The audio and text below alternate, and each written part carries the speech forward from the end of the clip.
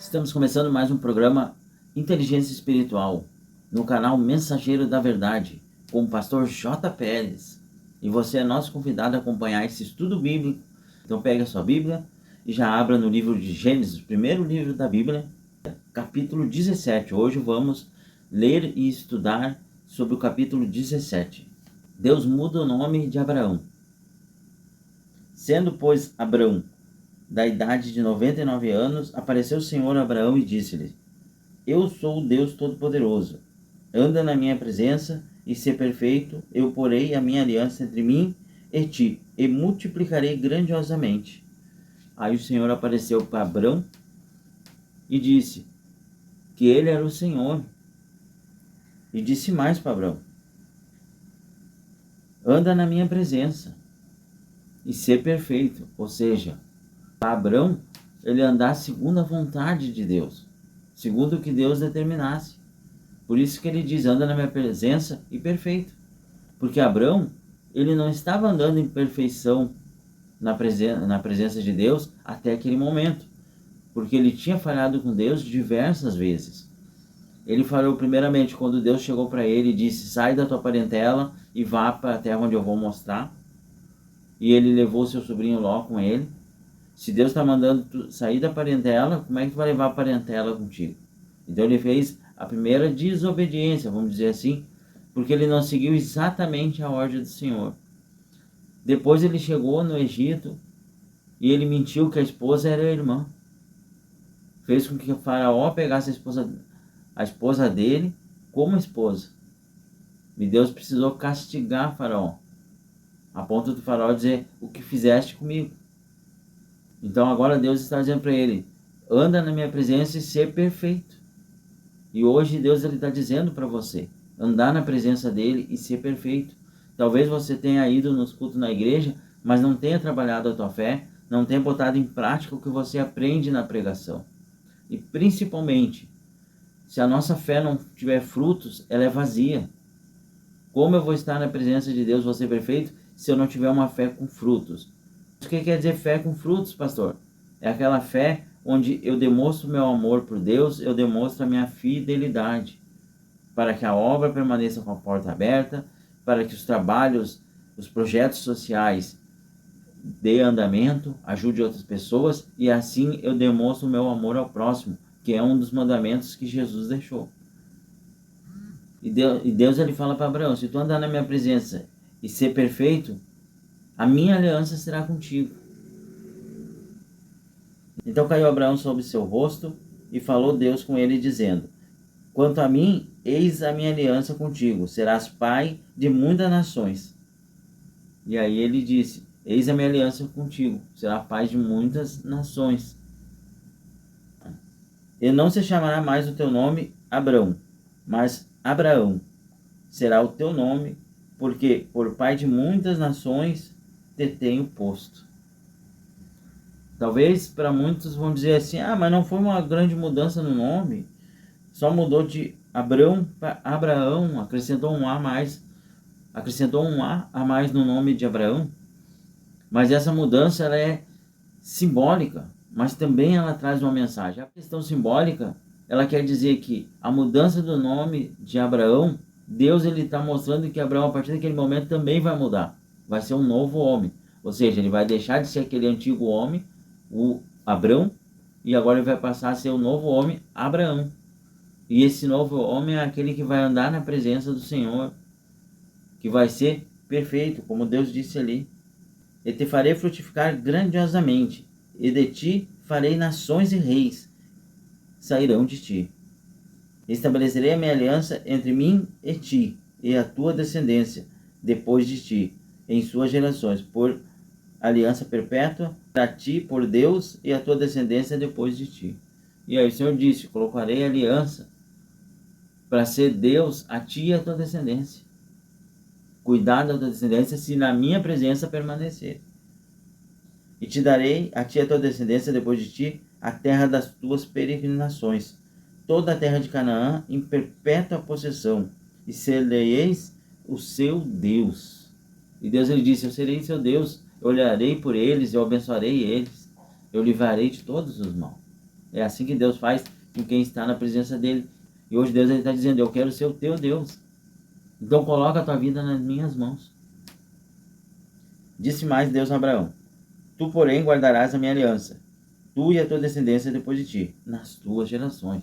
Olha o que Deus diz. Depois de dizer, eu serei o teu Deus, Deus das tuas gerações, ele disse, tu e a tua geração guardará a minha aliança. Ou seja, não basta o Senhor ser nosso Deus, nós temos que guardar a aliança dele. E qual é a aliança? Fazer a vontade de Deus, estar na presença de Deus, respeitar os mandamentos, que diz amar a Deus como único Deus, amar o teu próximo como a ti mesmo. Como é que eu vou amar o meu próximo se eu não levo a palavra de Deus para ele? Se eu não permito que a igreja mantenha as portas abertas? E aqui eu vou fazer um parênteses, porque há um tempo atrás saiu aí um comentário nas redes sociais, eu acho que é válido a gente comentar aqui no vídeo, principalmente nessa passagem de texto, que o pessoal comentava, seja como uma crítica ou não, que as igrejas deviam estar abertas todos os dias, abrindo só na hora de culto, como se só na hora de trazer os membros para ofertarem. E aqui eu quero fazer uma observação, que as igrejas não abrem diretamente, não é porque elas não querem, vontade elas têm. E isso eu estou falando pela maioria, que são pequenas e médias, que estão em bairros pobres, periferia. Não estou falando de igrejas grandes ou aquelas modernas que têm uma outra visão, que andam no sentido contrário da palavra de Deus. Estou falando da igreja que vive sob a palavra de Deus. Essas igrejas não abrem diariamente, todos os dias, porque elas não têm condição de ajudar o pastor. E o pastor ele tem que trabalhar. E não tem como uma pessoa estar em dois lugares. É humanamente impossível. Não tem como o pastor estar no trabalho, trabalhando, e ali abrindo a igreja para receber quem busca. E aqui eu faço uma segunda observação, porque os pastores que tiveram a oportunidade de abrir todos os dias a igreja, e aí eu dou um exemplo que eu abri alguns dias, que eu pude, a quantidade de gente que durante o dia procura a igreja para pedir conselho, pedir oração, pedir orientação espiritual, pedir ajuda, desde encaminhamento para centros de tratamento para dependentes químicos, até ajuda para baixar em hospital, lar de repouso, vocês não fazem ideia. Por isso é muito importante que a igreja permaneça com a porta aberta. Não só no horário de culto, mas durante o dia inteiro. O problema, a questão é, se você não for fiel no dízimo, se você não for fiel na oferta, não tem como a igreja fazer isso. Não tem como ela ajudar o pastor para ele estar ali. Porque no momento que os membros, que você vai na igreja, você é fiel na oferta, você é fiel no dízimo, a igreja tem condições financeiras para dizer para o pastor, olha, a partir de agora tu vai abrir a igreja todos os dias, das 8 da manhã às 5 da tarde, vai ficar aqui na igreja recebendo quem vinha até a porta da casa de Deus pedir ajuda, pedir socorro. Essa é a função da obra de Deus. O problema é que as pessoas têm distorcido a finalidade da igreja. E quando a igreja não tem condição para que se mantenha, fica mais difícil. E aqui eu vou citar 1 Coríntios, capítulo 9, versículo 13 e 14, onde o apóstolo Paulo ele diz que aquele que prega a palavra, viva da palavra, na busca da santificação, para abençoar o povo. Então assim, não tem como um pastor, ele está no mundo, correndo atrás de ter uma vida digna, minimamente digna, e também está em santificação, está ali buscando a presença de Deus para abençoar você. Temos que mudar o pensamento de que os pastores querem enriquecer. É 2 ou 3, não é a maioria. E você está tirando a oportunidade da maioria estar ali na igreja com a porta aberta durante o dia recebendo quem precisa. Isso é o mandamento de Jesus. Amai o próximo. E quando você dá condições da igreja estar com a porta aberta e o pastor está ali diariamente recebendo aquela alma que precisa de socorro, você está demonstrando amor ao próximo. Isso é ter aliança com Deus. Fecha o parênteses aqui agora. Eu só fiz esse adendo para que você tenha noção, né? Porque muitas pessoas comentam sem ter noção da realidade. As pessoas às vezes não sabem nem como funciona. Eu já disse uma vez numa live que quando você tiver dúvidas sobre funcionamento de igreja, sobre qualquer coisa, procure o seu pastor e converse. Não tenha vergonha. Pastor, eu quero saber como funciona a igreja. O dinheiro que entra, como é que funciona? Para que vai? O pastor, ele vai te dizer. A igreja é transparente, não tem por que esconder. Ele vai te dizer, como eu já fiz isso algumas vezes, vai mostrar e vai dizer, olha, o dinheiro que entra vai para o aluguel, vai para a água, vai para a luz, vai para o contabilista. Porque tem que contabilista com a regra nova, né? É absurda, mas até que tem um deputado para mudar isso, infelizmente, tem que seguir a regra.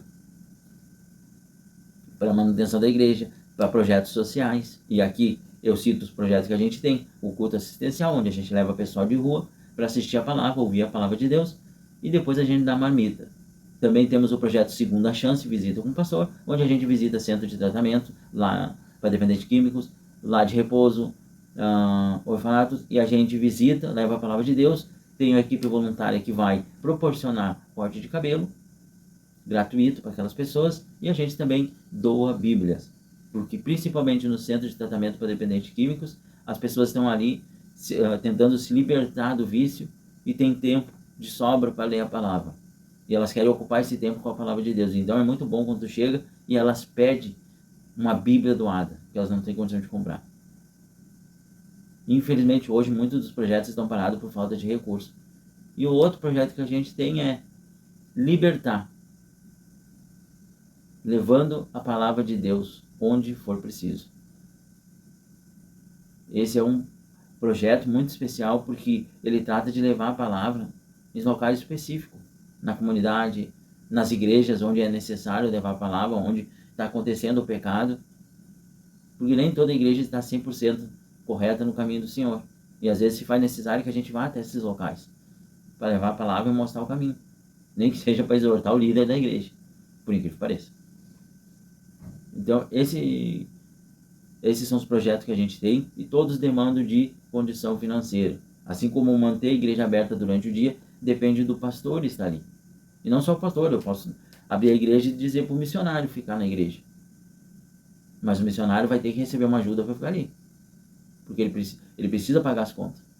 Ele precisa comer. Ele precisa pagar o aluguel. Dando continuidade na palavra. Essa é a minha aliança que guardareis entre mim e vós, e a tua descendência depois de ti, que todo homem entre vós seja circuncidado, e circuncidareis a carne do vosso prepúcio, e isso será por sinal da aliança entre mim e vós. O filho de 8 dias, pois, será circuncidado de todo homem, nas vossas gerações, o nascido na casa e comprado por dinheiro a qualquer estrangeiro que não for da tua descendência. Com efeito, será circuncidado o nascido na tua casa, e o comprado por teu dinheiro, e estará a minha aliança na vossa carne por aliança perpétua. Vai vir aquela pergunta, mas pastor, se é a aliança perpétua de Deus, por que hoje não estão sendo circuncidados os cristãos? Aqui vem a palavra da sabedoria. Deus fez aliança com Abraão para circuncidar o prepúcio. Todos circuncidaram, mas ninguém se afastou do pecado. Todos quebraram a aliança. O que adiantava tu cortar o prepúcio para dizer, nós estamos na aliança de Deus, mas tu não honrava a palavra de Deus? Não vale de nada. É que nem você ir na igreja e dizer que é cristão, mas você não bota a palavra de Deus em prática. Você não é cristão. Você é um visitante na igreja. Cristão é aquele que verdadeiramente está na presença de Deus e coloca em prática. Enquanto você está fazendo as coisas do mundo e as coisas de Deus misturadas, você não é cristão. Você está ali em pé lá e em pé cá. Há uma diferença entre convertido e convencido. Muita gente é convencida e acha que é convertido. Convencida é aquela pessoa que diz, eu estou na presença de Deus, mas não coloca em prática. Não faz nada que as escrituras ensinam. E convertido é aquele que bota em prática diariamente. Ele é fiel com a obra de Deus, ele ajuda, ele evangeliza, ele leva a palavra de Deus, ele convida para vir à igreja. A sua vida é alicerçada na palavra. Ele ajuda o próximo. Isso é cristão. E aí, o que isso tem a ver com a circuncisão? Deus ele colocou ali uma aliança. Olha, o sinal vai ser a circuncisão do prepúcio. Só que não adianta nada tu cortar a carne se tu não mudar o coração. E aí que entra a passagem lá na frente com o apóstolo Paulo, quando Jesus no coração dele falou que em vez de circuncidar o prepúcio, que o homem circuncide o coração. Mas como vai cortar o coração, pastor? Você vai cortar tudo aquilo que não presta e vai tirar do teu coração. Isso é a circuncisão do coração. Você vai deixar só a palavra de Deus, só a presença de Deus, e o resto você vai cortar. Ah, o meu amor por festas do mundo. Vai cortar, vai tirar fora do coração. Meu amor por ser namorador. Vai cortar e vai tirar. Você agora vai ser pessoa que vai procurar alguém para estar com você e fazer essa caminhada junto. Assim como a palavra de Deus diz. O homem e a mulher saem da sua família, unem-se e são um só. Então, a partir ali do apóstolo Paulo, a partir de Jesus, ele ensinou que, em vez de fazer a circuncisão do prepúcio, que se faça do coração. Porque aí vai ter a mudança verdadeira. Não adianta tu tirar um pedaço da carne e continuar no pecado. E Jesus, ele disse isso quando ele foi de frente com os fariseus e disse: vocês abraçam as tradições, porque acabou virando uma tradição a circuncisão do prepúcio. E aí Jesus, ele disse: vocês abraçam as tradições, mas não honram a palavra de Deus. E hoje muita gente está abraçada nas tradições, principalmente aqueles que são mais antigos. Ah, pastor, mas tu acha errado isso? A questão não é errado ou certo. A questão é quando a tradição te afasta de Deus e da verdade de Deus. O problema não é tu ter a tradição. É essa tradição te tirar da presença de Deus. Isso aconteceu com o povo hebreu. Eles manteram a tradição de circuncidar o prepúcio, mas se afastaram de Deus. Prova disso é que eles ficaram 400 anos presos no Egito, sendo escravizados até que Deus foi lá e libertou.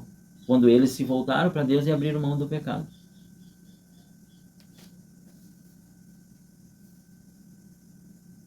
E o homem circunciso, cuja carne do prepúcio não estiver circuncidada, aquela alma será extirpada do seu povo, quebrou a minha aliança. Deus muda o nome de Sarai. Agora vem a mudança para a esposa. Disse Deus mais a Abraão: a Sarai, tua mulher, não chamarás mais pelo nome Sarai, mas Sara será o nome dela. Ou seja, será o seu nome. Então agora ela passaria a ser chamada de Sara. Ou seja, uma nova mulher.